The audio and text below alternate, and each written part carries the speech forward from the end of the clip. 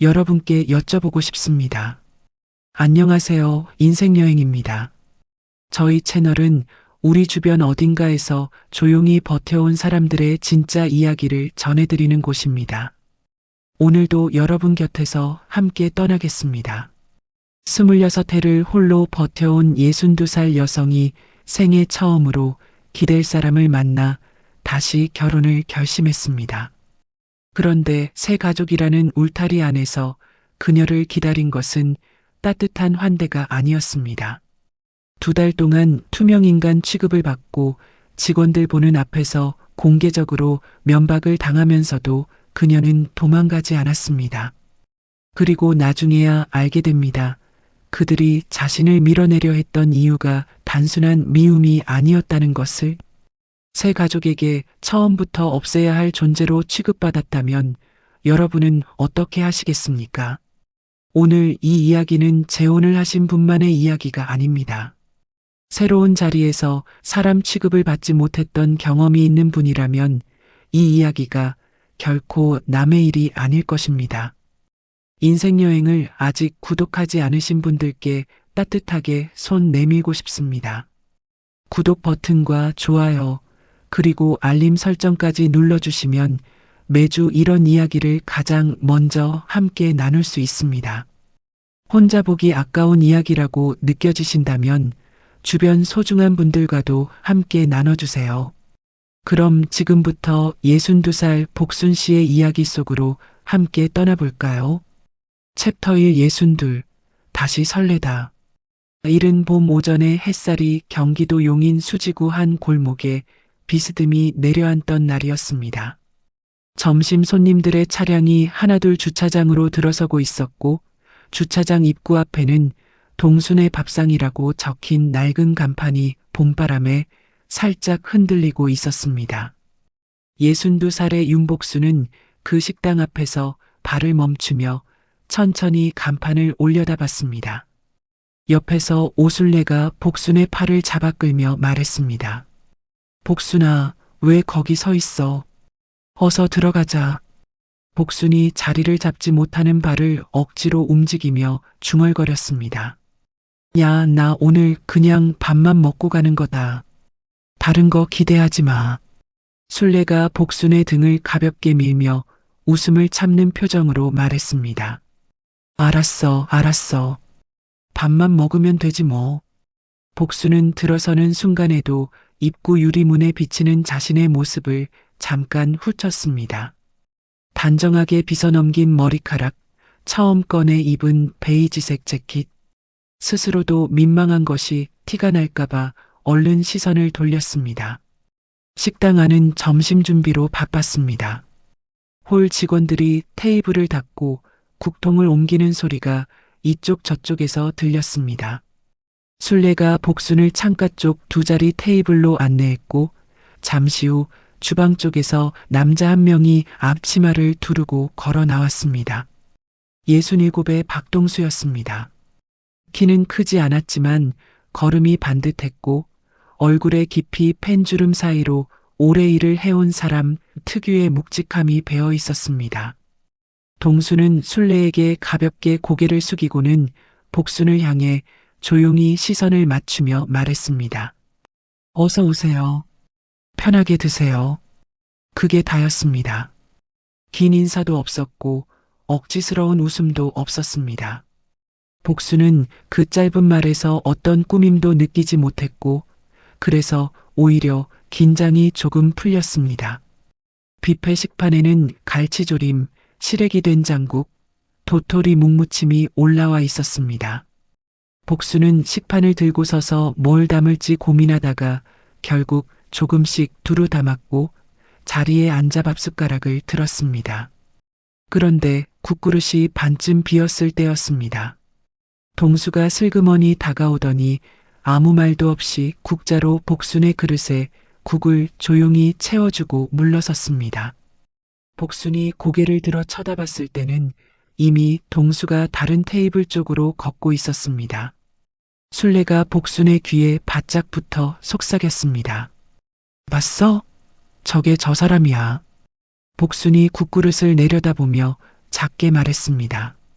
말 없는 사람이네. 순례가 젓가락을 들며 말했습니다. 말 없는 게 좋은 거야. 말 많은 남자치고 속 찬 남자 없어. 복수는 대꾸하지 않고 밥만 떠먹었지만 귓가에 그 말이 남았습니다. 헤어질 때였습니다. 동수가 식당 입구까지 배웅하며 말했습니다. 잘 들어가세요. 다음에 또 오세요. 가 아니었습니다. 잘 들어가세요. 였습니다. 복수는 짧게 고맙다는 인사를 하고 돌아섰는데 버스 정류장까지 걸어가는 내내 그 한마디가 머릿속에서 지워지지 않았습니다. 복순의 삶은 그 말 한마디가 걸릴 틈도 없이 빡빡했던 삶이었습니다.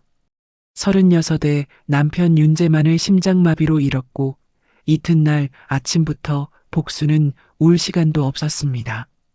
딸 지연이 12살, 아들 성민이 9살이었으니까요. 식당 설거지를 했고 아파트 복도 청소를 했고 노인 간병도 했습니다. 허리가 아프면 파스를 붙이고 일을 나갔고 발이 부으면 뜨거운 물에 담갔다가 다시 신발을 신었습니다. 그렇게 26해를 버텼습니다. 아이들이 각자의 자리를 잡고 나간 뒤에는 용인 반지하 월세방에서 혼자 살았습니다. 작은 방이었지만 복수는 그 방을 탓한 적이 없었습니다. 다만 겨울 새벽에 혼자 기침을 할 때 아무도 없는 방 안에서 자신의 기침 소리가 벽에 부딪혀 돌아올 때 그 순간만큼은 어쩔 수 없이 마음 한켠이 시렸습니다. 순례가 동수 이야기를 처음 꺼낸 건 그해 2월이었습니다. 나이도 비슷하고 사람이 진중해. 3년 전에 아내 잃고 혼자 식당하고 있어. 복수는 처음에 웃으며 넘겼습니다. 그러나 순례가 2번, 3번 이야기를 꺼낼 때마다 복순의 마음속에서 뭔가 작은 것이 조금씩 움직였습니다. 두 사람은 그날 이후 한 주에 2번씩 만났습니다.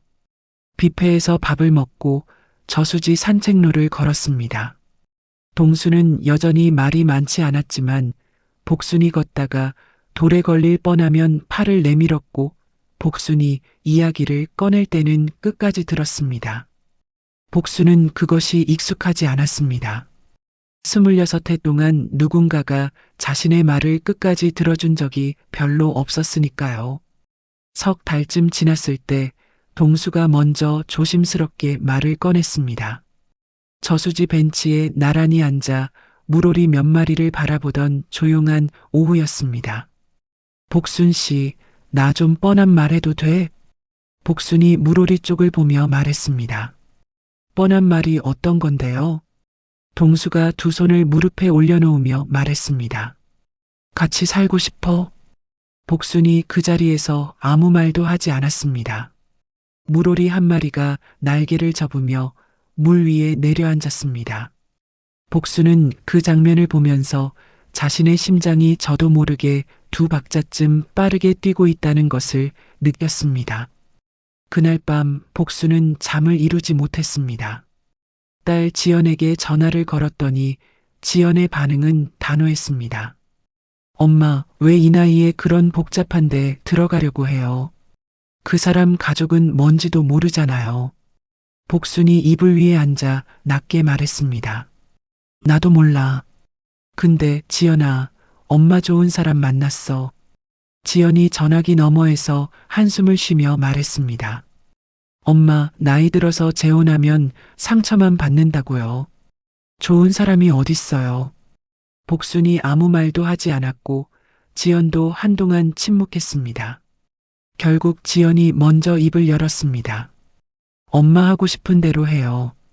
어차피 나 말 안 들을 거잖아요. 그 말이 허락인지 포기인지 복수는 알 수 없었지만 전화를 끊고 난 뒤 오래 그 자리에 앉아 있었습니다. 아들 성민은 달랐습니다. 이틀 뒤 복순이 성민에게 이야기를 꺼냈을 때 성민은 짧게 말했습니다. 엄마가 행복하면 되는 거 아니에요. 엄마 혼자 너무 오래 살았잖아요.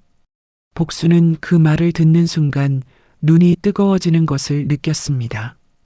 두 사람은 가까운 지인 몇 명만 모아 조촐한 상견례를 치렀고 그로부터 한 달 뒤 혼인신고를 마쳤습니다. 서류를 작성하는 과정에서 법인 관련 서류에 복순의 이름이 올라갔지만 복순은 그 서류들이 무슨 내용인지 꼼꼼히 살피지 않았습니다. 동수를 믿었으니까요. 이사하는 날 복순은 낡은 캐리어 하나와 박스 서너 개를 들고 동순의 뷔페 건물 2층 살림집에 올라섰습니다. 깔끔하게 정돈된 부엌이 눈에 들어왔습니다. 봄볕이 잘 드는 창가도 보였습니다. 복순은 짐을 내려놓지도 않은 채 창문 앞에 잠깐 서서 빛이 들어오는 방향을 바라봤습니다. 이런 집에서 사는 날이 오는구나. 그날 저녁이었습니다. 아래층에서 발소리가 나더니 현관문 너머로 노크 소리가 들렸습니다. 문을 열자 박점순이 반찬통 몇 개를 들고 서 있었습니다. 동수의 여동생이었습니다. 64세 점수는 환한 미소를 지어 보였지만 복순의 눈에는 그 웃음이 방을 살피는 눈빛을 잠깐 가리는 용도처럼 느껴졌습니다. 점순이 반찬통을 부엌 식탁 위에 내려놓으며 말했습니다. 오빠가 혼자 살 때 제가 이 살림 다 도맡았거든요. 낯설면 뭐든 물어봐요. 복순이 고개를 숙이며 말했습니다. 고마워요. 잘 부탁해요. 점순이 부엌 이곳저곳을 둘러보며 말했습니다. 아, 이 냄비는 원래 저쪽에 있던 건데 제가 다시 정리해 드릴게요. 복순이 웃음으로 받아쳤지만 현관문이 닫히는 소리를 들으며 혼자 서 있던 부엌에서 그 따뜻했던 봄볕이 어느새 얇아져 있다는 것을 느꼈습니다. 챕터 2 투명한 사람. 재혼 2달째 접어들던 무렵이었습니다. 복순이 아침 일찍 일어나 부엌에서 물을 끓이고 있을 때 동수는 이미 아래층 식당으로 내려가 있었습니다.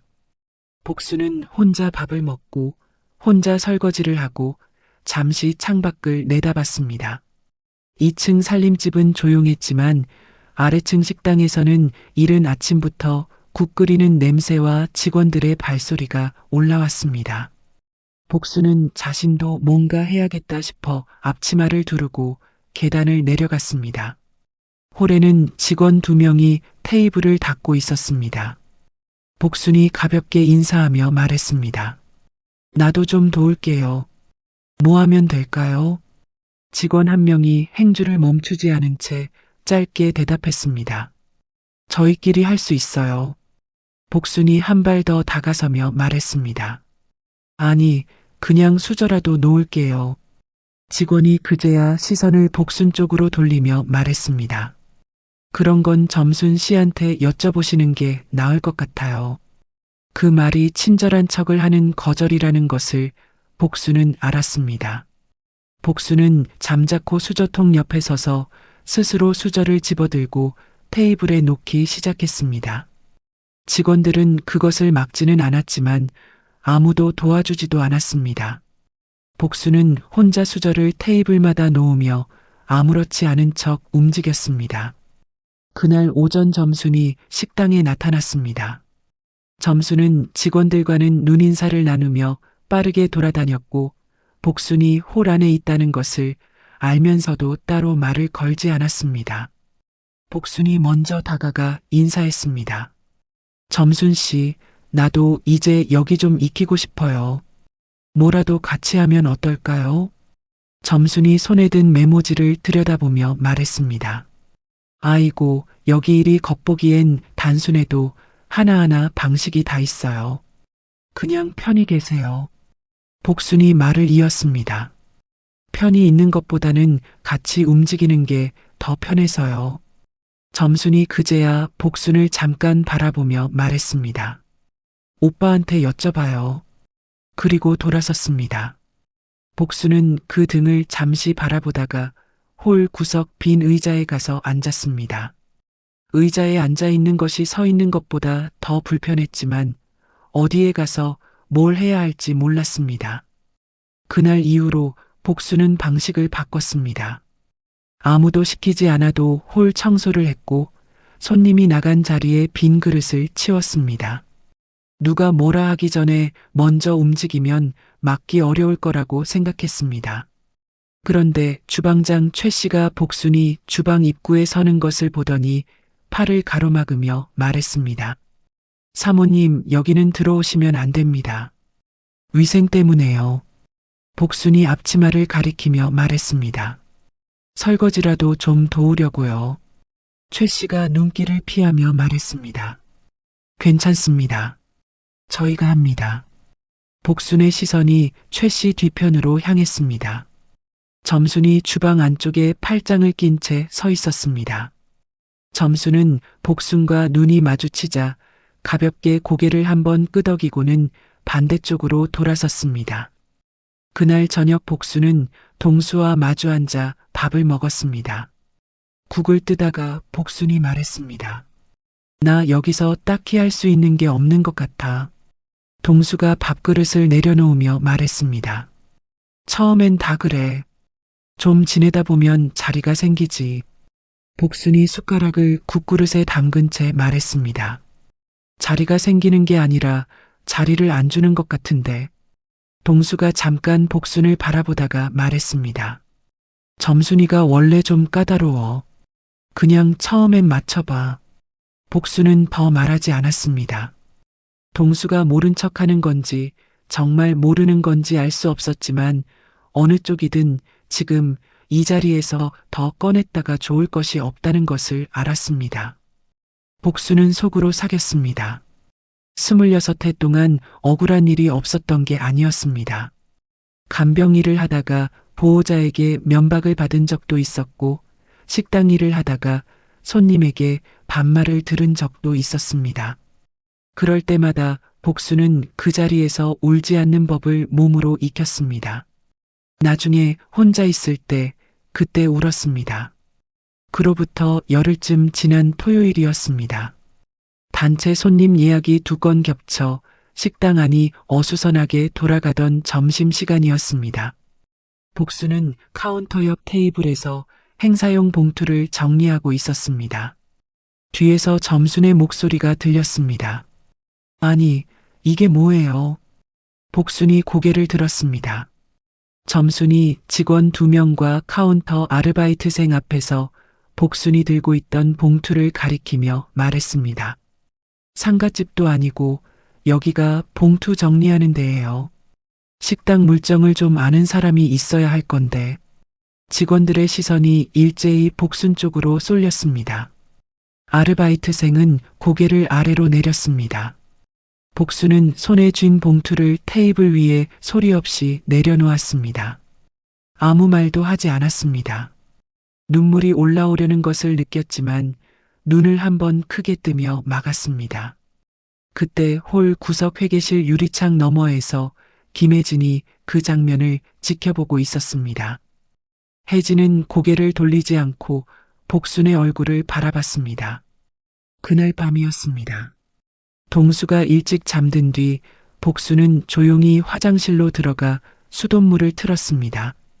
흐르는 물소리 사이로 복순의 어깨가 작게 흔들렸습니다. 소리는 내지 않았습니다. 수돗물이 그 소리를 다 덮어줄 수 있어도 복순은 소리를 내지 않았습니다. 26해 동안 익힌 습관이었습니다. 거울에 비치는 자신의 얼굴을 봤습니다. 눈이 빨갛게 번져 있었습니다. 복수는 찬물로 눈 위를 몇 번 눌렀습니다. 이러려고 재혼한 게 아니잖아. 중얼거림은 소리가 되지 못하고 입안에서 사라졌습니다. 이튿날 아침이었습니다. 복수는 동수가 아래층으로 내려가자마자 휴대폰을 들었습니다. 순례에게 전화를 걸었습니다. 순례야, 나 잠깐만. 순례가 목소리를 낮추며 말했습니다. 무슨 일이야? 왜 이래? 복순이 창가에 서서 아래쪽 주차장을 내려다보며 말했습니다. 어제 식당에서 점순이한테 면박을 당했어. 직원들 다 보는 앞에서. 순례가 잠시 침묵하다가 말했습니다. 어떻게? 복순이 봉투 정리하다 일어난 일을 짧게 전했습니다. 순례가 낮게 말했습니다. 복순아, 그거 그냥 텃세가 아닐 수 있어. 복순이 눈썹을 모으며 말했습니다. 무슨 말이야? 순례가 말했습니다. 내가 좀 알아볼게. 며칠만 기다려봐. 복순은 전화를 끊고 창밖을 바라봤습니다. 아래 주차장에서 점순의 차가 들어서는 것이 보였습니다. 점순은 차에서 내리며 직원과 무언가 이야기를 나누다가 고개를 들어 2층 창문 쪽을 올려다봤습니다. 복순은 한 걸음 뒤로 물러섰습니다. 순례의 말이 머릿속에서 맴돌았습니다. 그냥 텃세가 아닐 수 있다는 말이, 그 말의 뜻이 무엇인지 아직 정확히 몰랐지만 복수는 지금 이 식당 안에서 자신이 그냥 미움을 받는 게 아닐 수 있다는 것을 본능적으로 느끼기 시작했습니다. 그날 저녁 복수는 평소처럼 밥상을 차렸습니다. 동수와 나란히 앉아 밥을 먹었습니다. 아무 일도 없었다는 얼굴로. 챕터 3 그들이 나를 없애려 한 이유. 복순이 혼자 속으로 사귀며 버텨온 지 사흘째 되던 날이었습니다. 순례에게서 전화가 왔습니다. 복순이 전화를 받자마자 순례가 말했습니다. 복순아, 나 지금 할 말이 있는데 놀라지 마. 복순이 살림집 창가 쪽으로 걸어가며 말했습니다. 뭔데? 말해봐. 순례가 목소리를 낮추며 말했습니다. 내가 식당 근처 부동산 하는 박 사장 알잖아. 거기서 들었는데 민철이가 2달 전부터 거기를 드나들면서 법인 서류에서 공동 서명자를 빼는 방법을 물어봤다는 거야. 복순이 창틀 위에 손을 얹으며 말했습니다. 공동 서명자. 순례가 말했습니다. 응, 그냥 텃세가 아니라고 했잖아. 복순아, 이거 뭔가 있는 거야. 복순은 전화를 끊은 뒤 한동안 창밖을 바라봤습니다. 아래 주차장에는 납품 트럭 한 대가 들어서고 있었고 민철이 트럭 기사와 뭔가를 확인하며 서 있었습니다. 38배 민철은 늘 바빠 보였고 늘 무언가를 계산하는 눈을 하고 있었습니다. 복수는 그 모습을 내려다보며 처음으로 그 눈빛이 무엇을 향하고 있었는지 생각해 봤습니다. 복수는 그날 동수가 시장에 나간 사이 서랍을 열었습니다. 혼인 관련 서류들을 꺼내 식탁 위에 하나씩 펼쳐 놓았습니다. 계약서, 등본, 혼인신고 사본, 그리고 가장 아래에 끼어 있던 서류 한 장, 법인 관련 부속 서류였습니다. 복수는 그 서류를 천천히 읽어 내려갔습니다. 줄 중간쯤에서 손가락이 멈췄습니다. 공동 확인 서명자, 박동수, 윤복순. 복순의 손이 떨렸습니다. 서류를 들고 있는 손이 아니라 그 서류를 내려다보는 손이 떨렸습니다. 복순은 서류를 식탁 위에 내려놓고 두 손을 무릎 위에 올렸습니다. 창밖에서 봄바람 소리가 들렸습니다. 그것 말고는 아무 소리도 없었습니다. 얼마나 지났을까요? 계단 쪽에서 발소리가 들렸습니다. 복순이 서류를 황급히 서랍에 밀어넣고 일어서려는 순간 현관 쪽이 아니라 살림집 계단 아래쪽에서 노크 소리가 났습니다. 복순이 문을 열자 김혜진이 서 있었습니다. 퇴근하는 길에 잠깐 들렀다는 표정이었는데 혜진의 얼굴에는 뭔가를 결심한 사람 특유의 굳은 빛이 있었습니다. 사모님, 잠깐 시간 괜찮으세요? 드릴 말씀이 있어요. 복순이 혜진의 얼굴을 잠깐 살피다가 말했습니다. 그래요. 내려가요. 두 사람은 식당 건물 뒤편 주차장 구석으로 걸어갔습니다. 평일 오후 늦은 시간이라 뒤편은 조용했습니다. 주차된 차 2대 사이에 서서 혜진이 말을 시작했습니다. 제가 여기서 3년 됐어요. 회계 쪽 일을 하다 보니까 자금 흐름을 다 보거든요. 복순이 혜진을 바라보며 말했습니다. 응, 계속해요. 혜진이 숨을 한번 고르며 말했습니다. 이 식당 법인은 500만 원이 넘는 자금을 집행할 때 반드시 공동 서명자 2명이 확인을 해야 하는 구조예요. 사장님 혼자 사인해서는 안 되고 반드시 두 번째 서명자가 함께 확인을 해줘야 돈이 움직여요. 복순이 천천히 말했습니다. 그 두 번째 서명자가 재혼 전에는 점순 씨였다는 거죠. 혜진이 눈을 크게 뜨며 말했습니다. 어떻게 아셨어요? 복순이 말했습니다. 조금 전에 서류를 봤어요. 내 이름이 올라가 있더라고. 혜진이 고개를 끄덕이며 말했습니다. 재혼하시고 나서 서류가 정리되는 과정에서 점순 씨 이름 대신 사모님 이름이 들어갔어요. 그게 언제냐면 딱 2달 전이에요. 점순 씨가 사모님 들어오시는 거 알고 나서 달라진 때랑 정확히 맞아요. 복순이 주차된 차 옆면을 바라보며 말했습니다. 그러니까 내가 서명을 안 해주면. 혜진이 말했습니다. 큰 금액은 아무것도 집행이 안 되죠. 민철 씨가 거래처랑 진행하려는 것들, 납품단가 조정이나 설비 교체 같은 것들 다 멈춰요. 복수는 한동안 아무 말도 하지 않았습니다. 뒤편 골목에서 지나가는 차 소리가 들렸습니다. 복순이 혜진을 바라보며 조용히 물었습니다. 혜진 씨, 이걸 왜 나한테 말해주는 거예요? 혜진이 시선을 잠깐 아래로 내렸다가 다시 복순을 바라보며 말했습니다. 저도 오래 고민했어요. 1달 넘게. 복순이 말했습니다. 그래서요. 혜진이 말했습니다. 지난번에 점순 씨가 카운터 앞에서 사모님한테 그러는 거 제가 다 봤어요. 그때 사모님 표정이, 저는 그게 계속 마음에 걸렸어요. 그 자리에서 아무 말도 안 하고 봉투를 내려놓는 거 보면서 더는 모른 척하면 안 되겠다 싶었어요. 복순의 눈가가 뜨거워졌지만 복순은 눈을 한번 깜빡이고 고개를 끄덕였습니다. 고마워요. 두 사람은 잠시 그 자리에 서 있었습니다.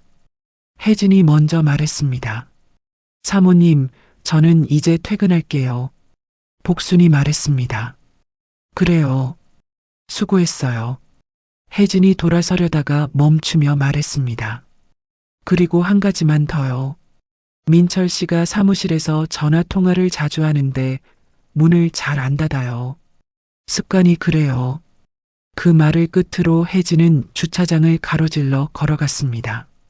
복수는 그 뒷모습을 바라보다가 천천히 고개를 들어 건물 2층 살림집 창문을 올려다봤습니다. 그날 밤 복수는 이불 위에 누워 천장을 바라봤습니다. 지난 2달이 거꾸로 재생되는 것 같았습니다. 첫날 점순이 부엌 냄비를 정리하겠다던 것, 직원들이 아무도 먼저 말을 걸지 않던 것, 주방장 최 씨가 주방 입구를 막아서던 것, 그리고 카운터 앞에서 직원들 보는 앞에서 날아온 면박. 그 모든 것이 지금 이 순간 하나의 선으로 이어졌습니다. 미움이 아니었습니다. 계산이었습니다. 복수는 자리에서 일어나 앉았습니다. 분노가 올라오는 것을 느꼈지만 그 분노는 뜨겁지 않았습니다. 차갑고 단단한 무언가였습니다. 26해 동안 혼자 버텨오면서 몸속 어딘가에 쌓인 것이 지금 천천히 형태를 갖추는 느낌이었습니다. 복수는 소리 없이 결심했습니다. 울지 않겠다고, 떠들지 않겠다고, 모르는 척, 아무것도 모르는 척 움직이겠다고. 때를 기다리는 것이 26해 동안 복순이 세상과 싸워온 방식이었습니다. 같은 시각이었습니다. 아래층 식당 사무실에서 불빛이 켜져 있었습니다. 민철이 책상 앞에 앉아 휴대폰을 귀에 대고 있었습니다.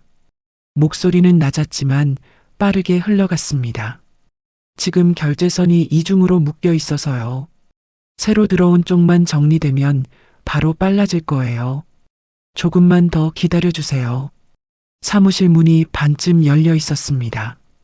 민철은 문 쪽을 한번 흘깃봤지만 복도에는 아무도 없었습니다. 민철은 다시 통화에 집중했습니다. 회계실 문이 살짝 열려 있었습니다. 잔업을 마치고 자리를 정리하던 혜진이 사무실 쪽에서 흘러나오는 그 목소리를 들으며 손을 멈췄습니다. 혜진은 잠시 그 자리에 서서 민철의 통화가 끝나기를 기다렸습니다. 그리고 천천히 자신의 컴퓨터 쪽으로 시선을 돌렸습니다. 챕터 4때를 기다리는 사람. 혜진과의 대화 이틀 후였습니다. 복수는 아침 식사를 마치고 앞치마를 두르며 아래층으로 내려갔습니다. 평소와 다를 것이 없었습니다. 직원들에게 인사를 했고 수저를 테이블에 놓았고 손님이 나간 빈자리를 닦았습니다. 점순이 홀을 가로질러 지나가며 복순 쪽을 흘깃봤지만 아무 말도 하지 않았습니다. 복순도 아무 말을 하지 않았습니다.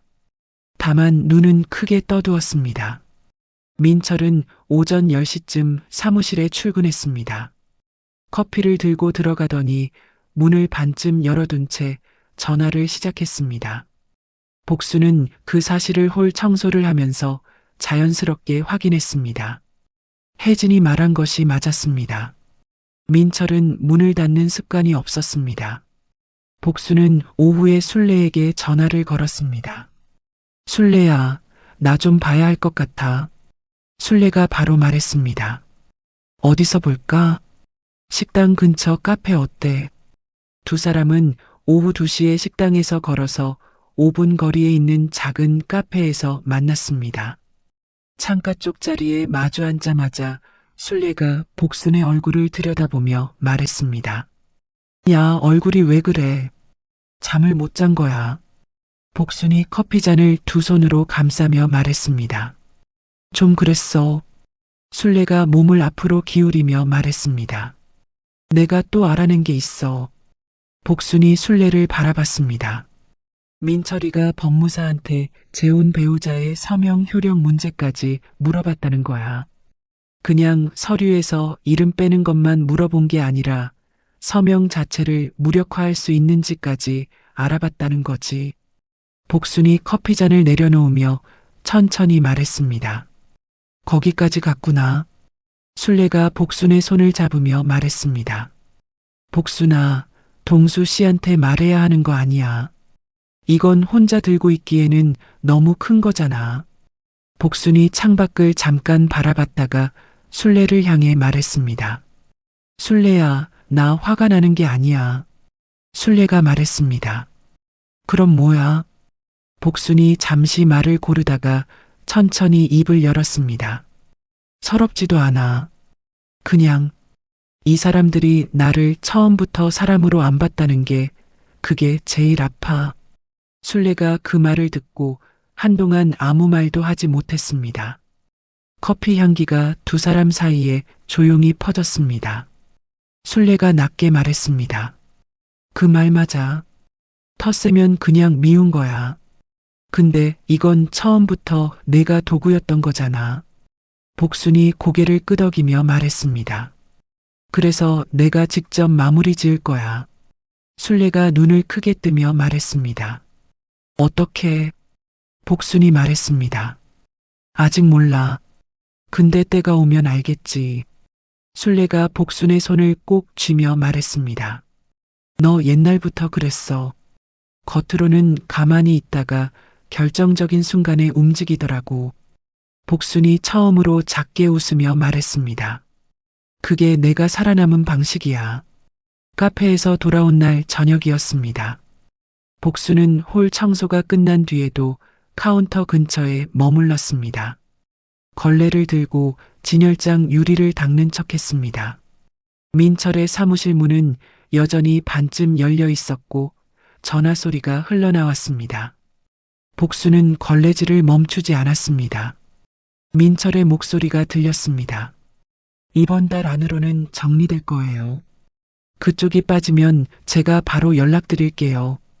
복수는 유리를 닦으며 그 말을 귀 안에 담았습니다. 그쪽이 빠지면 그쪽이 누구인지 복수는 이미 알고 있었습니다. 다음 날 오전이었습니다. 혜진이 회계실에서 복순을 살며시 불렀습니다. 복순이 회계실 문 앞에 서자 혜진이 안으로 들어오라는 손짓을 했습니다. 혜진은 문을 닫고 목소리를 낮추며 말했습니다. 사모님, 어제 민철 씨가 퇴근한 뒤에 제가 컴퓨터 작업을 하다가 확인한 게 있어요. 복순이 말했습니다. 뭔데요?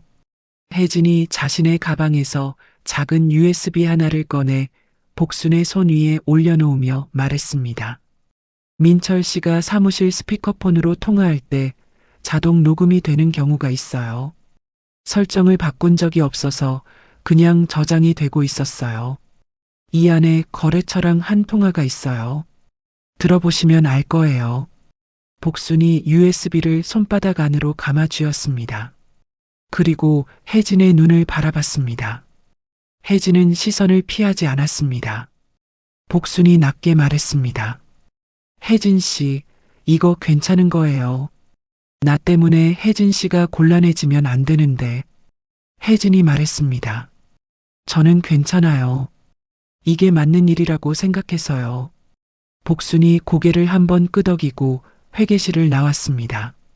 복순은 USB를 앞치마 주머니 깊숙이 넣고 홀로 돌아와 아무 일도 없는 얼굴로 테이블 위를 닦기 시작했습니다.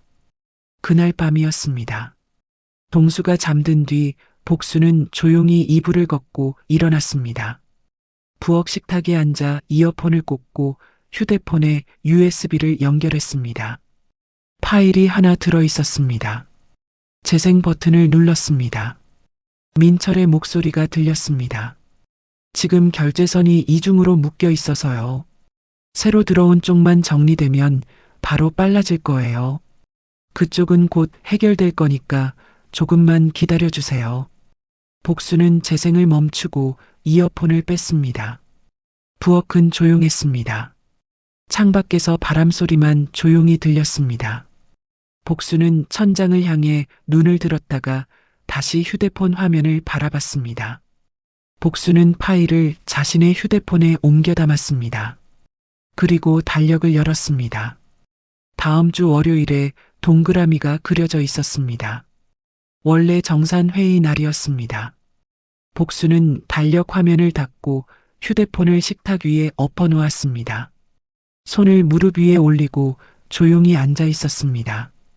억울했던 두 달이 다음 주 월요일 하나의 자리에서 끝날 것이라는 것을 알았습니다. 주말 오후였습니다. 동수가 복순의 손을 잡고 저수지 산책로를 걷고 있었습니다. 물가에 수양버들이 연두색 잎을 늘어뜨리고 있었고 오리 몇 마리가 물 위를 천천히 가로지르고 있었습니다. 동수가 복순의 옆모습을 바라보며 말했습니다. 당신 요즘 표정이 전보다 밝아 보여서 다행이야. 복순이 물 위 오리들을 바라보며 말했습니다. 응, 이제 괜찮아. 동수가 복순의 손을 더 꼭 쥐며 말했습니다. 적응이 되는 건가 봐. 다행이다. 복수는 동수의 옆모습을 잠깐 바라봤습니다. 이 사람이 몰랐던 것인지 알면서도 모른 척한 것인지 아직도 알 수 없었습니다. 그러나 지금 이 순간은 그것을 따질 때가 아니었습니다. 복순이 말했습니다. 응, 나 이제 정말 괜찮아. 두 가지 의미가 담긴 말이었습니다. 동수는 그 두 가지 중 하나만 알아들었습니다. 산책로 끝에서 두 사람이 돌아서는 사이 같은 시각 식당 사무실에서는 민철이 거래처 담당자에게 문자를 보내고 있었습니다. 다음 달부터 결제 구조가 단순화될 것이라는 내용이었습니다. 민철은 문자를 보내고 휴대폰을 내려놓으며 의자 등받이에 몸을 기댔습니다. 모든 것이 계획대로 흘러가고 있다고 생각하는 얼굴이었습니다. 사무실 문은 그날도 반쯤 열려 있었습니다.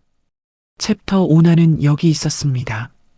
원래 정산회의 당일 오전이었습니다. 복수는 평소보다 30분 일찍 일어났습니다. 세수를 하고 머리를 단정하게 빗었습니다. 옷장에서 재온 첫날 입었던 베이지색 재킷을 꺼내 입었습니다. 부엌에서 물 한 잔을 마시고 휴대폰을 앞치마 주머니에 넣었습니다. 계단을 내려가며 복수는 천장을 한번 올려다봤습니다. 26해 동안 수없이 해온 것처럼 오늘 있을 일을 머릿속으로 한번 더 되짚었습니다. 2층 회의실에는 이미 사람들이 모여 있었습니다. 동수가 상석에 앉아 서류를 들여다보고 있었고 점수는 그 옆에 자리를 잡고 있었습니다. 민철은 노트북을 펼쳐놓고 납품거래처 담당자와 낮은 목소리로 이야기를 나누고 있었습니다. 혜진은 회계 서류를 정리하며 자리에 앉아 있었습니다. 복순이 문을 열고 들어서자 점순이 복순 쪽으로 시선을 돌렸습니다. 복순이 동수 옆 빈자리를 향해 걸어가 조용히 앉았습니다. 점순의 눈썹이 잠깐 올라갔다가 내려왔습니다. 동수가 가볍게 헛기침을 하며 회의를 시작했습니다. 그럼 지난달 정산부터 보자고. 혜진이 자료를 펼치며 지난달 매출과 지출 내역을 읽기 시작했습니다. 복수는 서류를 들여다보는 척하며 주머니 안에서 휴대폰 화면을 열었습니다. 파일을 찾아 재생 준비를 마쳤습니다. 손이 떨리지 않았습니다. 오히려 손이 놀랍도록 차분했습니다. 혜진의 보고가 끝나자 민철이 노트북 화면을 테이블 쪽으로 돌리며 말했습니다. 이번 달 안건이 하나 있는데요. 결제 구조를 좀 단순화해서 집행 속도를 높이려고 합니다. 지금 이중으로 확인하는 구조가 실무에서 너무 느리게 돌아가서요. 동수가 고개를 끄덕이며 말했습니다. 어떻게 바꾸자는 거야? 민철이 말을 이으려는 순간 복순이 서류에서 눈을 들며 말했습니다.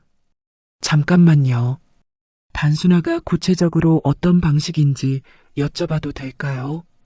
민철의 손이 노트북 위에서 잠깐 멈췄습니다. 혜진이 그 손을 눈으로 놓치지 않았습니다. 민철이 미소를 지으며 말했습니다. 서명 확인 단계를 줄이는 거예요. 지금은 두 분이 확인하셔야 해서 시간이 걸리는데 그 부분을 간소화하면 빨라지죠. 복순이 고개를 한번 끄덕이며 말했습니다. 그렇군요. 그리고 주머니에서 휴대폰을 꺼내 테이블 위에 올려놓았습니다. 민철이 그 휴대폰을 내려다봤습니다. 복순이 재생 버튼을 눌렀습니다. 회의실 안에 민철의 목소리가 흘러나왔습니다. 지금 결제선이 이중으로 묶여 있어서요. 새로 들어온 쪽만 정리되면 바로 빨라질 거예요. 그쪽은 곧 해결될 거니까 조금만 기다려주세요. 녹음이 끝났습니다. 회의실 안이 조용해졌습니다. 거래처 담당자가 시선을 테이블 아래로 내렸습니다. 점순의 얼굴에서 혈색이 빠져나갔습니다. 동수는 그 자리에 굳은 채 복순을 바라봤습니다. 민철은 입술을 한번 달싹였다가 닫았습니다. 10초쯤 지났을까요? 복순이 테이블 위에 두 손을 가지런히 올려놓고 천천히 입을 열었습니다. 복순의 시선이 점순에게 향했습니다. 저를 식구로는 안 보시면서 제 확인이 왜 그렇게 불편하셨어요? 점순이 입술을 움직였지만 소리가 나오지 않았습니다. 복순의 시선이 민철에게로 옮겨갔습니다. 저를 없애는 게 그렇게 급하셨으면 처음부터 동수 씨 혼자 살게 놔두시지 그러셨어요. 민철이 고개를 내렸습니다. 복순이 자리에서 천천히 일어섰습니다. 목소리는 높지 않았습니다. 떨리지도 않았습니다.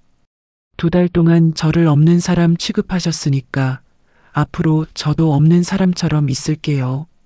이 식당 어떤 서류에도 제 이름은 없는 거로 하겠습니다. 거래처 담당자가 자리에서 일어나며 낮게 말했습니다. 저는 자리를 피하겠습니다. 그 사람이 나가고 나자 회의실은 더 조용해졌습니다. 동수가 복순을 바라봤습니다. 복순은 동수와 눈을 마주치며 자리에서 나왔습니다. 계단을 내려오는 복순의 발걸음은 흔들리지 않았습니다. 살림집 문을 닫고 의자에 앉았을 때 비로소 손이 조금 떨렸습니다. 복순은 두 손을 무릎 위에 올리고 숨을 고르게 쉬었습니다. 창밖으로 봄 햇살이 들어오고 있었습니다. 얼마 지나지 않아 계단 소리가 들렸습니다. 동수가 살림집 문을 열고 들어왔습니다. 복순은 고개를 들었습니다. 동수가 복순 앞에 서서 말했습니다. 당신한테 그런 일이 있었는지 나는 몰랐어. 미안해. 복순이 동수를 바라보며 말했습니다. 몰랐어요. 아니면 모른 척 했어요. 동수가 입을 다물었습니다. 복순이 말을 이었습니다. 어느 쪽이든 나는 2달 동안 혼자였어요. 동수가 복순 맞은편 의자에 앉으며 말했습니다. 맞아. 내가 잘못한 거야. 당신 옆에 있어야 했는데. 복순이 창밖을 바라보다가 동수를 향해 말했습니다. 나는 이제 더 참지 않을 거예요. 그건 알아줘요. 동수가 고개를 끄덕이며 말했습니다. 알았어. 내가 오늘 정리할게. 그날 저녁이었습니다. 동수가 점순과 민철을 식당 뒤편으로 불러냈습니다. 해가 지고 있었고 주차장에는 차가 몇 대 남아있지 않았습니다. 동수가 팔짱을 끼지 않은 채 2사람을 정면으로 바라보며 말했습니다. 복순이가 2달 동안 어떤 대우를 받았는지 이제 나는 다 알아. 점순이 시선을 피하며 말했습니다. 오빠, 내가 좀 심했던 건 알아. 근데 오빠는 우리가 이 식당을 얼마나 오래 지켜왔는지 알잖아. 동수가 점순을 바라보며 말했습니다. 그 얘기 지금 하자는 거야. 점순이 입을 다물었습니다. 동수가 민철에게로 시선을 옮기며 말했습니다. 민철아, 너 서명 구조 바꾸려고 법무사까지 드나든 거 나는 오늘 알았다. 민철이 고개를 내리며 말했습니다. 삼촌, 저는 그냥 실무적으로. 동수가 민철의 말을 막으며 말했습니다. 실무적으로 내 아내를 없애려고 한 거잖아. 민철이 아무 말도 하지 못했습니다. 동수가 말을 이었습니다. 너는 이 식당 운영에서 손 떼라. 지금 당장은 아니더라도 이번 달 안으로. 민철이 고개를 들며 말했습니다. 삼촌. 동수가 말했습니다. 그게 다야. 점순이 동수를 향해 낮게 말했습니다. 오빠, 너무한 거 아니야. 동수가 점순을 바라보며 말했습니다. 점순아, 복순이한테 가서 직접 얘기해. 며칠 뒤였습니다. 점순이 살림집 문 앞에서 초인종을 눌렀습니다. 복순이 문을 열자 점순이 서 있었습니다. 예전에 그 당당한 표정이 아니었습니다. 점순이 2 손을 앞에 모으며 말했습니다. 내가 너무했어요. 처음부터 잘못된 거 맞아요. 복순이 점순을 바라봤습니다. 긴 침묵이 흘렀습니다. 복순이 말했습니다. 알고 계시면 됐어요. 점순이 고개를 한번 숙였다가 들었습니다. 복순은 문을 닫으며 등을 돌렸습니다. 부엌으로 걸어가 수돗물을 틀었습니다. 흐르는 물에 손을 담갔습니다. 차가운 물이 손 위로 흘렀습니다. 복순은 그 물이 흘러내리는 것을 내려다보며 오랫동안 서 있었습니다. 챕터 6 엄마, 나 좀 있어도 돼요. 사건이 마무리되고 열흘쯤 지난 어느 목요일 저녁이었습니다. 복순이 처음으로 동수와 나란히 홀 저녁 마감을 했습니다. 동수가 의자를 테이블 위로 올렸고 복순이 바닥을 쓸었습니다. 특별한 말은 없었습니다. 그냥 2사람이 같은 공간에서 같은 일을 했습니다. 복순은 그것이 생각보다 따뜻한 일이라는 것을 처음으로 느꼈습니다. 마감을 마치고 계단을 오르는데 현관 쪽에서 초인종 소리가 울렸습니다. 동수가 복순을 바라보며 말했습니다. 이 시간에 누구야? 복순이 문을 열었습니다. 커다란 캐리어 하나를 끌고 선 사람이 있었습니다. 딸 윤지연이었습니다. 지연의 얼굴은 지쳐 있었습니다. 눈 주위가 부어 있었고 머리카락은 대충 묶여 있었습니다. 지연이 복순을 보자마자 말했습니다. 엄마, 나 좀 있어도 돼요. 묻는 말이었지만 이미 그 자리에 서 있는 몸이 먼저 대답을 기다리고 있었습니다. 복순이 말없이 문을 더 열어 지연을 안으로 들였습니다. 지연은 들어서자마자 동수의 존재를 확인하더니 시선을 거실 쪽으로 돌렸습니다. 동수를 향해 짧게 고개를 숙였지만 말은 없었습니다. 캐리어를 거실 구석에 세워두고 소파 끝에 앉아 무릎을 양팔로 끌어안았습니다. 38배 지연이 그 자세로 앉아 있으니 12살적 모습이 겹쳐 보였습니다. 아버지가 세상을 떠난 날 밤에도 지연은 저렇게 앉아 있었습니다. 복수는 그 생각을 속으로 삼키며 지연 옆에 앉았습니다. 동수가 주방 쪽으로 향하며 말했습니다. 나 차 한 잔 끓여올게. 지연이 동수가 주방으로 사라지는 것을 확인하고 나서야 입을 열었습니다. 남편이랑 별거하기로 했어요. 복순이 지연을 바라봤습니다. 지연이 무릎 위로 시선을 떨어뜨리며 말을 이었습니다. 회사 후배랑 문자 주고받는 거 3달 전에 봤어요. 처음엔 그냥 넘기려고 했는데 계속 이상하더라고요. 물어봤더니 감정이 좀 있었다고 했어요. 복순이 말했습니다. 그래서 지연이 말했습니다. 그 뒤로 우리 말을 안 했어요. 3달 동안 같은 집에 있으면서 말을 안 한 거예요. 그러다가 오늘 내가 먼저 짐을 쌌어요. 복순이 지연의 옆모습을 바라봤습니다. 지연의 턱이 조금씩 떨리고 있었습니다. 지연아. 지연이 눈을 감으며 말했습니다. 엄마, 나 지금 많이 힘들어요. 복순이 지연의 등에 손을 얹으려다가 멈췄습니다. 손이 중간에서 멈춘 것을 복순 스스로도 느꼈습니다. 지연이 그 손길을 먼저 알아챈 듯 고개를 들어 복순을 바라봤습니다. 그리고 말했습니다. 엄마도 여기서 힘들었다고 했잖아요. 성민 오빠한테 들었어요. 복순이 말했습니다. 오빠가 뭐라고 했어? 지연이 말했습니다. 동수 씨 여동생이랑 조카가 엄마를 많이 힘들게 했다고. 엄마가 거기서 면박도 당하고 서류 문제도 있었다고. 복순이 고개를 끄덕였습니다. 있었어. 지연이 소파 위에서 몸을 복순 쪽으로 돌리며 말했습니다. 엄마, 그러니까 제가 재혼하지 말라고 했잖아요. 이 나이에 낯선 집에 들어가서 그 고생을 하고 앉아있으면 뭐가 좋아요. 저는 엄마가 또 상처받는 게 죽도록 싫다고요. 지연의 목소리가 끝부분에서 갈라졌습니다. 비난이라기보다 울음이었습니다.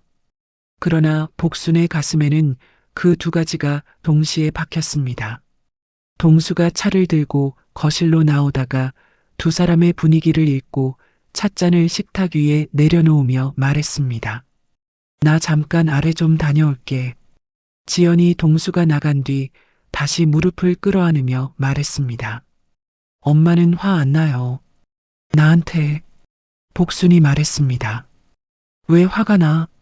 지연이 말했습니다. 내가 엄마 재혼 반대했잖아요. 처음부터. 복순이 잠시 말이 없었습니다. 창밖에서 바람 소리가 들렸습니다. 복순이 천천히 말했습니다. 반대한 게 아니라 걱정한 거잖아. 지연이 눈물을 손등으로 닦으며 말했습니다. 근데 결국 엄마가 상처받은 거잖아요. 복순이 말했습니다. 지연아, 상처는 받았어. 근데 나 무너지지는 않았어. 지연이 복순을 바라봤습니다. 복순이 말을 이었습니다. 그 둘이 나를 없애려고 한 거 내가 직접 마무리했어. 도망가지 않고. 지연이 아무 말도 하지 않았습니다. 복순의 말이 지연의 안쪽으로 천천히 들어가는 것 같았습니다. 그날 밤 지연은 작은 방에 누웠습니다. 불을 끄고 천장을 바라봤습니다. 눈이 감기지 않았습니다. 남편의 얼굴이 떠올랐다가 사라졌습니다. 지연은 이불을 턱 아래까지 끌어올리고 눈을 감으려 했지만 잠은 오지 않았습니다. 복순도 안방에서 눈을 뜨고 있었습니다. 동수가 돌아와 옆에 누워 있었고 복순은 그 옆에서 천장을 바라보며 지연의 말을 곱씹었습니다. 이 나이에 낯선 집에 들어가서 그 고생을 하고 앉아 있으면 뭐가 좋냐는 그 말이. 복순은 그 말이 틀리지 않았다는 것을 알았습니다. 그러나 그것이 전부가 아니라는 것도 알았습니다. 다음 날 아침이었습니다. 동수가 일찍 아래층으로 내려가고 나자 복순과 지연이 식탁에 마주 앉았습니다. 복순이 차를 2잔 끓여 지연 앞에 하나를 밀어 놓았습니다. 지연이 찻잔을 2손으로 감싸며 말했습니다. 엄마, 어젯밤에 한 말 너무 심하게 한 것 같아요. 복순이 자신의 찻잔을 들며 말했습니다. 아니야. 지연이 찻잔을 내려다보며 말했습니다. 엄마한테 재혼 때문이라는 식으로 말한 건 내가 잘못한 거예요. 복순이 말했습니다. 너 엄마 걱정한 거잖아. 그게 잘못이야. 지연이 고개를 들어 복순을 바라봤습니다. 2 사람 사이에 말이 없는 시간이 흘렀습니다. 차에서 김이 피어오르다가 사라졌습니다. 지연이 먼저 말했습니다. 엄마, 나 여기 잠깐만 있어도 돼요. 며칠만. 복순이 찻잔을 내려놓으며 고개를 끄덕였습니다. 지연의 어깨가 조금 내려앉았습니다. 복순은 그 어깨를 바라보며 속으로 생각했습니다. 이 아이와 제대로 이야기를 나눌 시간이 필요하다고. 아직 할 말이 많이 남아있다고. 챕터 7의 일은 내가 해결해야 내 삶이 되는 거야. 지연이 살림집에 머문 지 사흘째 되던 오후였습니다. 복순이 작은 방 문을 두드렸습니다. 지연이 침대 위에 앉아 휴대폰을 들여다보다가 고개를 들었습니다. 복순이 말했습니다. 나가자. 바람 좀 쐬요. 지연이 휴대폰을 내려놓으며 말했습니다. 어디요? 복순이 말했습니다. 저수지. 걷자. 지연이 잠시 망설이다가 자리에서 일어났습니다. 2 사람은 나란히 저수지 산책로로 나섰습니다.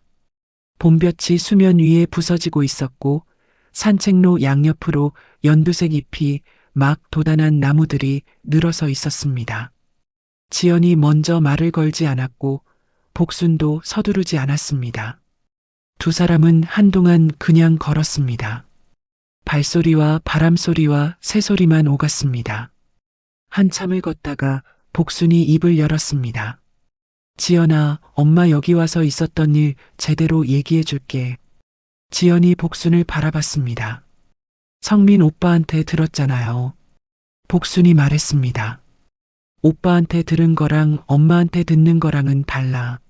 지연이 말없이 걸음을 늦췄습니다. 복순이 이야기를 시작했습니다. 첫날 점순이 부엌 냄비를 정리하겠다던 것부터였습니다. 직원들이 말을 걸지 않던 것, 주방 앞에서 막아서던 것, 카운터 앞에서 직원들이 다 보는 앞에서 날아온 면박까지, 그리고 혜진이 USB를 손에 쥐어준 날 밤 부엌 식탁에 혼자 앉아 녹음을 들었던 이야기까지 복수는 순서대로 꺼냈습니다. 감추지 않았고 부풀리지도 않았습니다. 지연이 걸음을 멈췄습니다. 복순도 멈췄습니다. 지연이 산책로 옆 나무 한 그루를 바라보다가 복순을 향해 돌아서며 말했습니다. 엄마, 나한테 말하지 그랬어요. 그때 복순이 말했습니다. 말하면 내가 데리러 왔을 것 같아서. 지연의 눈가가 붉어지며 말했습니다. 그게 뭐가 나빠요? 복순이 잠깐 지연의 얼굴을 바라보다가 말했습니다. 지연아, 내일은 내가 해결해야 내 삶이 되는 거야. 내가 데리러 와줬으면 엄마는 도망간 게 되는 거잖아. 지연이 입술을 깨물었습니다. 눈물이 한 줄기 흘렀습니다. 지연이 손등으로 눈물을 닦으며 말했습니다. 엄마가 그 사람들한테 그렇게 당하고 있는 동안 나는 아무것도 몰랐잖아요. 복순이 말했습니다. 몰라도 돼. 엄마가 알고 있었으니까. 지연이 고개를 젓다가 말했습니다. 나는 엄마가 또 혼자 다 사귀고 있을 것 같아서 그게 제일 무서웠어요. 엄마 평생 그렇게 살았잖아요. 혼자 다 사귀면서. 복순이 지연을 바라보며 말했습니다. 이번엔 사귀기만 한 게 아니야. 끝까지 갔잖아. 지연이 복순의 얼굴을 한동안 들여다봤습니다. 복순의 눈에는 억울함도 없었고 자랑스러움도 없었습니다. 그냥 담담했습니다. 그 담담함이 지연에게는 오히려 더 깊게 박혔습니다. 두 사람이 다시 걷기 시작했습니다. 복순이 말했습니다. 이제 내 얘기해봐. 지연이 말했습니다. 제 얘기요.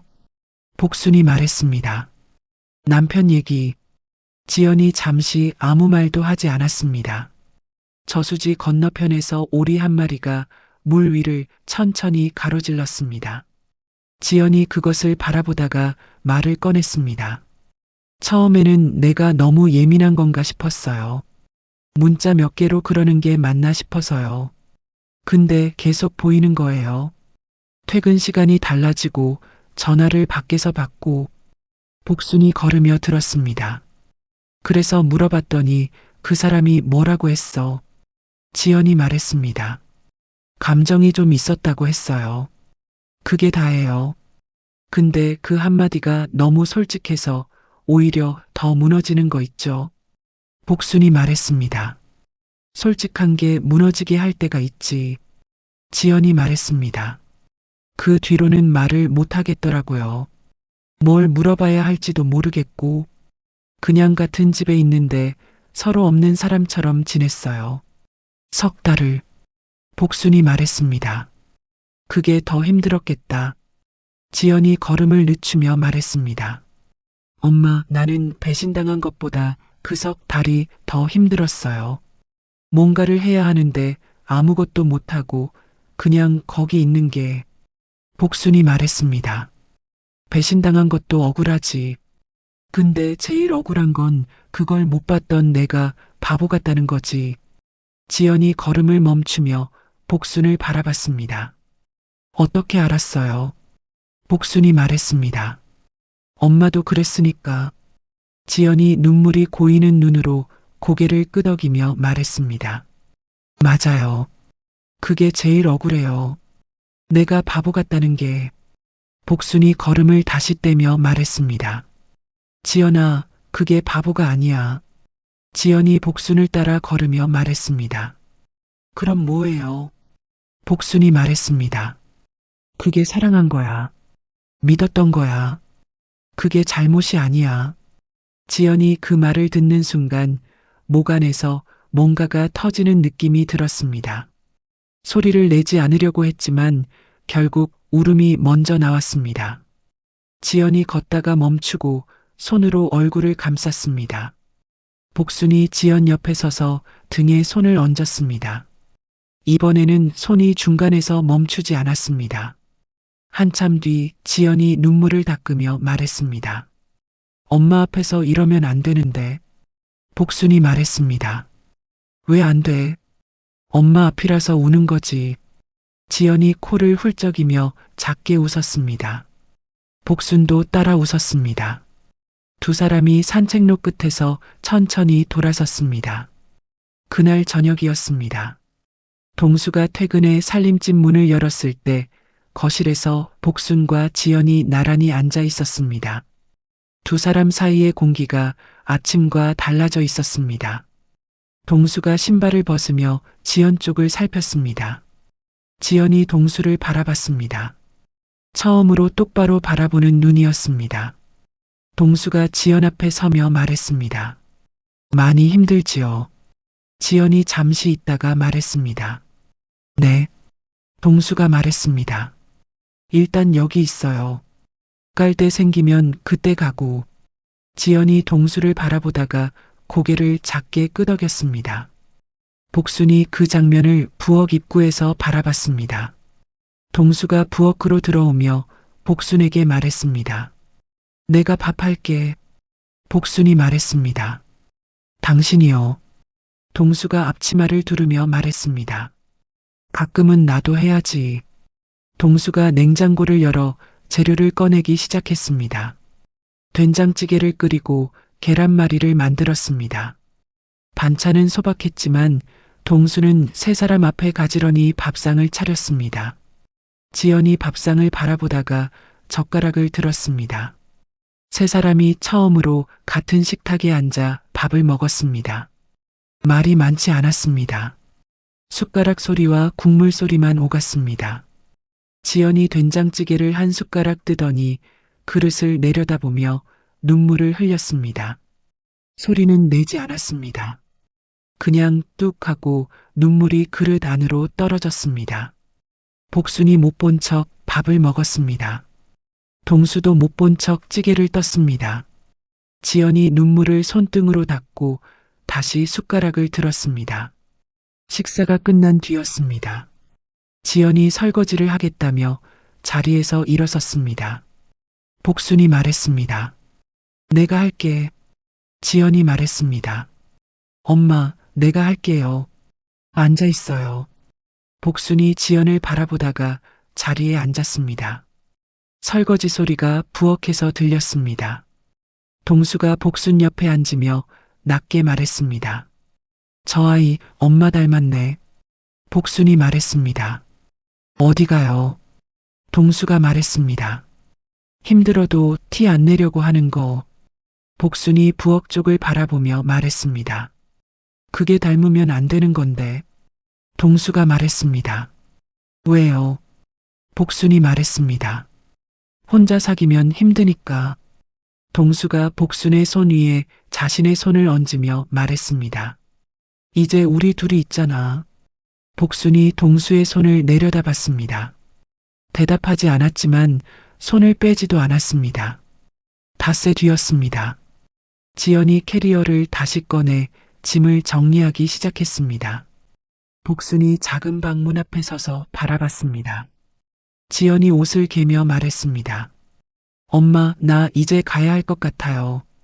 복순이 말했습니다. 어디로? 지연이 말했습니다. 일단 제 집으로요. 거기서 정리해야 할 게 있으니까. 복순이 방 안으로 들어오며 말했습니다. 남편이랑 어떻게 할 거야? 지연이 캐리어 지퍼를 닫으며 말했습니다. 아직 모르겠어요. 근데 이렇게 계속 있을 수는 없잖아요. 내 삶은 내가 마주해야지. 복순이 그 말을 듣고 잠시 아무 말도 하지 않았습니다. 지연이 캐리어를 세워놓고 복순을 마주보며 말했습니다. 엄마, 미안해요. 복순이 말했습니다. 뭐가? 지연이 말했습니다. 재혼이 잘못됐다고 한 거요. 그건 내가 틀린 거예요. 엄마가 여기서 어떻게 버텼는지 이제는 알았으니까. 복순이 지연을 바라보다가 말했습니다. 틀린 게 아니야. 걱정한 거지.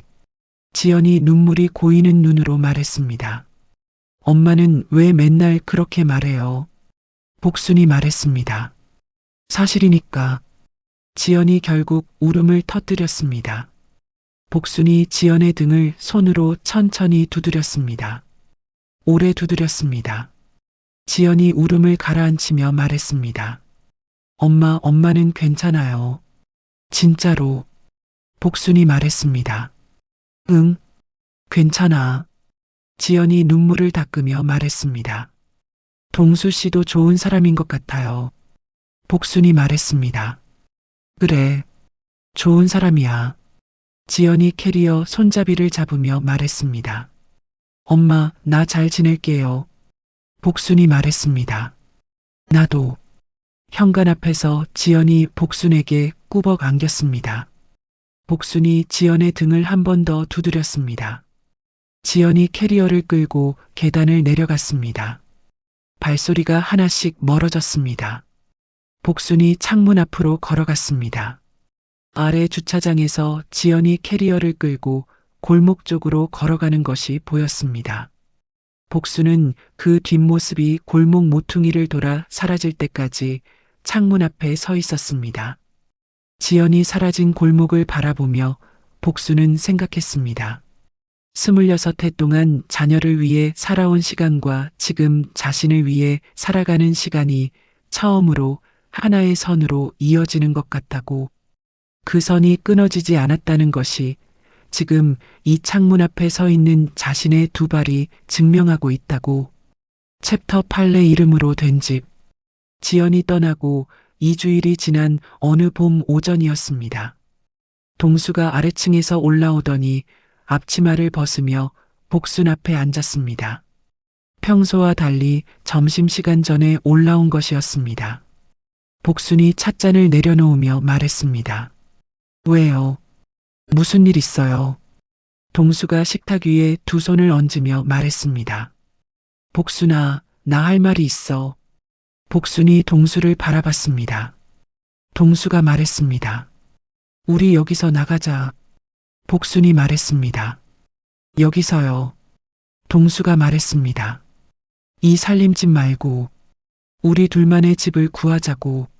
식당이랑 분리된 곳으로. 복순이 동수의 얼굴을 한동안 바라봤습니다. 동수가 말을 이었습니다. 내가 너무 늦었어. 당신을 여기 데려다 놓고 지켜주지 못했잖아. 그게 계속 마음에 걸렸어. 복순이 찻잔을 두 손으로 감싸며 말했습니다. 나는 괜찮아요. 동수가 말했습니다. 나는 안 괜찮아. 당신이 화장실에서 혼자 울었을 때 나는 옆방에서 자고 있었잖아. 복순이 눈을 들어 동수를 바라봤습니다. 동수가 시선을 피하지 않으며 말했습니다. 다시 시작하고 싶어. 우리 둘이 있는 곳에서. 복순은 아무 말도 하지 않았습니다. 눈물이 올라오려는 것을 느꼈습니다. 왜 눈물이 나는지 복순 스스로도 알 수 없었습니다. 억울했던 것이 풀려서인지 아니면 이제야 진짜 시작이 된다는 것이 느껴져서인지 복순이 찻잔을 내려놓으며 짧게 말했습니다. 알겠어요. 두 사람은 그 주말부터 집을 보러 다녔습니다. 용인 수지에서 버스로 20분 거리에 있는 동네였습니다. 오래된 빌라 단지 안쪽 2층 집이었습니다. 30평이 되지 않는 작은 집이었지만 복순이 문을 열고 들어서는 순간 햇살이 부엌 창으로 길게 들어오고 있었습니다. 복순이 부엌 창 앞에 서서 빛이 들어오는 방향을 바라봤습니다. 부동산 직원이 말했습니다. 오전 내내 햇살이 잘 들어요. 부엌이 밝은 집이에요. 복순이 창틀에 손을 얹으며 말했습니다. 여기로 할게요. 동수가 복순의 옆에 서서 같은 방향을 바라보며 말했습니다. 그래. 이사하는 날이었습니다. 순례가 아침 일찍 달려왔습니다.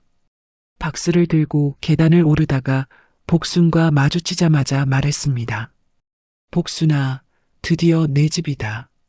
복순이 박스를 받아들며 말했습니다. 그러게. 그 한마디를 하고 복순이 한참 뒤에야 웃었습니다. 순례가 그 웃음을 보며 눈가를 손등으로 눌렀습니다. 야, 나는 왜 내가 울어? 복순이 웃으며 말했습니다. 어서 이 박스나 들어. 순례가 코를 훌쩍이며 박스를 들고 계단을 올랐습니다. 짐을 들이고 정리를 마친 날 저녁이었습니다. 복순이 부엌에 혼자 서서 찬장을 열었다 닫았습니다. 어디에 뭘 넣을지 스스로 정하는 일이었습니다. 아무도 먼저 정해놓은 것이 없었습니다. 냄비를 어디에 걸지, 그릇을 어느 칸에 쌓을지 전부 복순이 결정할 수 있었습니다. 복순은 그 평범한 일이 이렇게 묵직하게 느껴지는 것이 낯설었습니다. 동수가 부엌 입구에 서서 말했습니다. 뭐 도울까? 복순이 냄비를 찬장 안에 넣으며 말했습니다. 괜찮아요. 내가 할게요. 동수가 말했습니다. 그래. 그리고 물러서며 거실로 돌아갔습니다. 복순이 그 뒷모습을 보며 생각했습니다.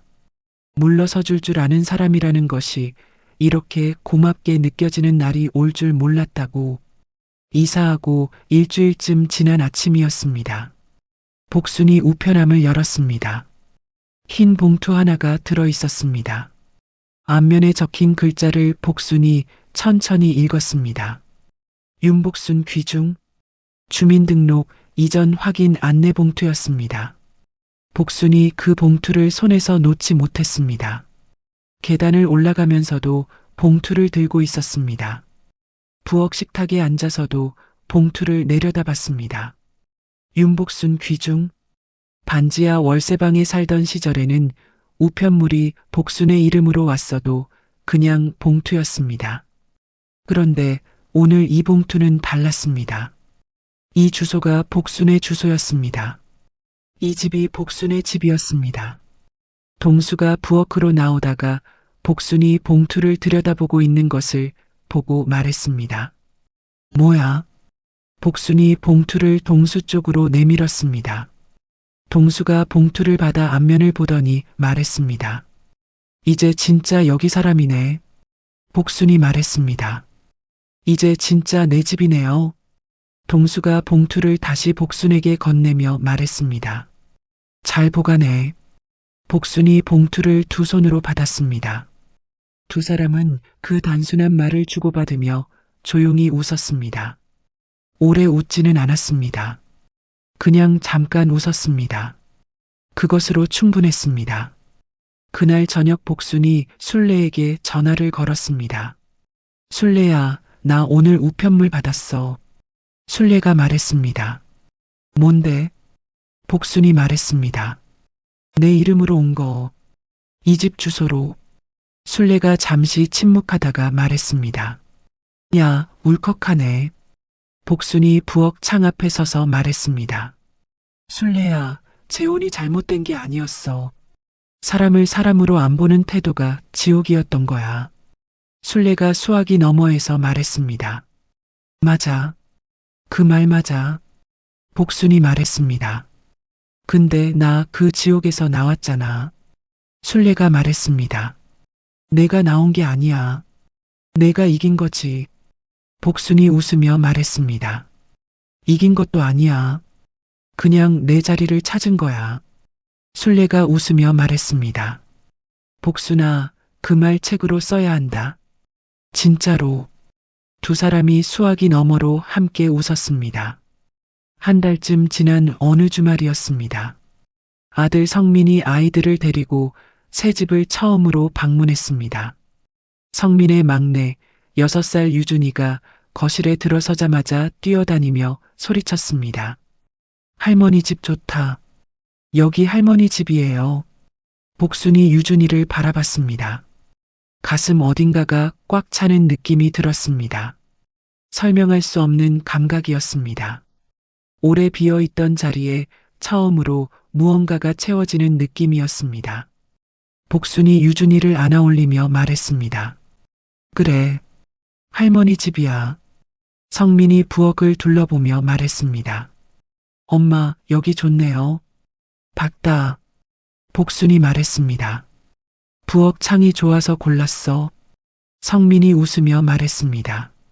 역시 엄마야. 동수가 성민에게 차를 내오며 말했습니다. 자주 와요. 성민이 차를 받으며 말했습니다. 네, 자주 올게요.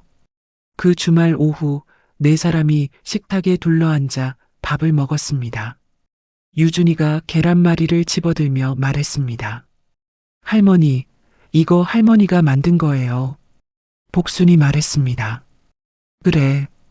유준이가 한 입 베어 물더니 말했습니다. 맛있다. 동수가 그 말을 듣고 웃었습니다. 성민도 웃었습니다. 복수는 웃지 않았습니다. 그냥 유준이의 먹는 모습을 바라봤습니다. 그 평범한 장면이 복순에게는 너무 소중해서 웃음이 나오지 않았습니다. 지연이 찾아온 것은 그로부터 2주일 뒤였습니다. 혼자였습니다. 손에 작은 쇼핑백을 들고 왔습니다. 복순이 문을 열자 지연이 말했습니다. 엄마, 나왔어요. 복순이 말했습니다. 어서 와. 지연이 안으로 들어오며 쇼핑백을 내밀었습니다. 집들이 선물이에요. 늦었지만. 복순이 쇼핑백을 받으며 말했습니다. 뭐야? 지연이 말했습니다. 부엌 수세미랑 행주예요. 별거 아닌데. 복순이 쇼핑백 안을 들여다보다가 말했습니다. 별거 아닌 게 제일 오래 쓰이지. 지연이 웃었습니다. 복순도 웃었습니다. 두 사람이 부엌 식탁에 마주 앉았습니다. 지연이 차를 한 모금 마시며 말했습니다. 남편이랑 이야기 많이 했어요. 복순이 말했습니다. 어떻게 됐어? 지연이 찻잔을 내려다보며 말했습니다. 헤어지기로 했어요. 서로 오래 이야기해봤는데 이미 마음이 많이 멀어진 것 같더라고요. 억지로 붙잡는 게 서로한테 더 힘든 것 같아서 복순이 말했습니다. 힘들었겠다. 지연이 말했습니다. 힘들었어요. 근데 결정하고 나니까 오히려 숨이 좀 쉬어지더라고요.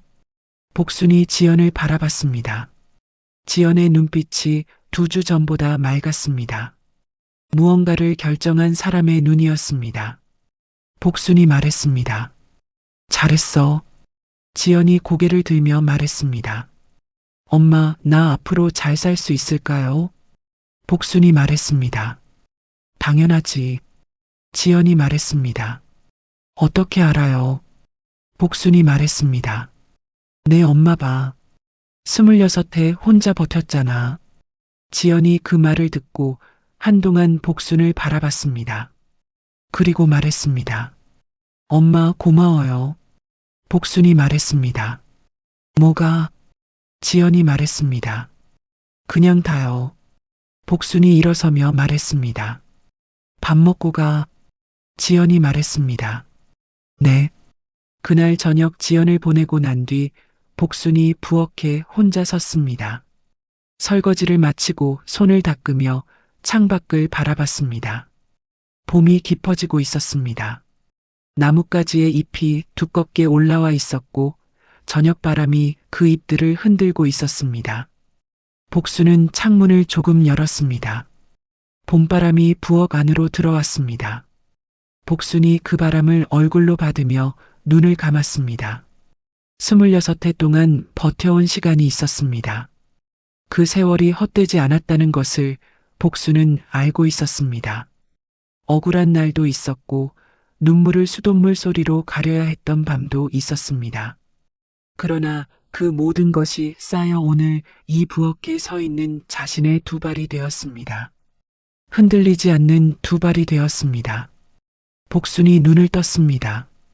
창밖으로 저녁 햇살이 빌라 지붕 위에 길게 눕고 있었습니다. 복순이 창문을 조금 더 열었습니다. 바람이 더 크게 들어왔습니다. 이 부엌은 복순의 부엌이었습니다.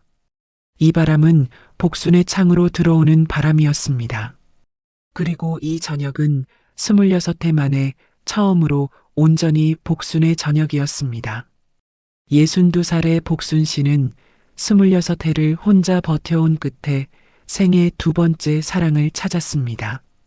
그러나 새 가족이라는 울타리 안에서 복순 씨를 기다린 건 따뜻한 환대가 아니라 자신을 없애려는 차가운 계산이었습니다. 면박을 당하고 외면을 당하고 투명인간처럼 취급받으면서도 복순 씨는 무너지지 않았습니다. 소리 지르지 않았고 도망가지도 않았습니다. 때를 기다렸고 끝까지 갔습니다. 그리고 조용하지만 단호하게 자신의 자리를 되찾았습니다. 오늘 이 이야기가 우리에게 말해주는 것은 이것입니다. 사람을 가장 깊이 다치게 하는 것은 큰 배신이 아닐 수 있습니다. 존재 자체를 없는 것으로 취급하는 태도, 바로 그것이 가장 오래 남는 상처입니다. 그러나 복순 씨가 보여준 것처럼 스스로를 사람으로 알고 있는 사람은 결코 오래 지워지지 않습니다. 살아온 세월이 쌓아 올린 단단함은 결정적인 순간에 반드시 자신의 삶을 지키는 힘이 됩니다. 여러분께 한 가지 여쭤보고 싶습니다. 지금 여러분의 삶 안에 여러분을 없는 사람처럼 대하는 자리가 있지는 않으신가요? 혹시 그 자리에서 아무 말도 못하고 혼자 사귀고 계신 건 아닌지요? 복순 씨의 이야기가 오늘 그 자리를 다시 한번 들여다보는 계기가 되셨으면 합니다. 여러분, 오래 버텨온 시간은 절대 헛되지 않습니다. 그 세월 속에서 여러분이 쌓아온 것들이 언젠가 반드시 여러분의 삶을 지키는 힘이 됩니다. 늦었다고 생각하지 마세요.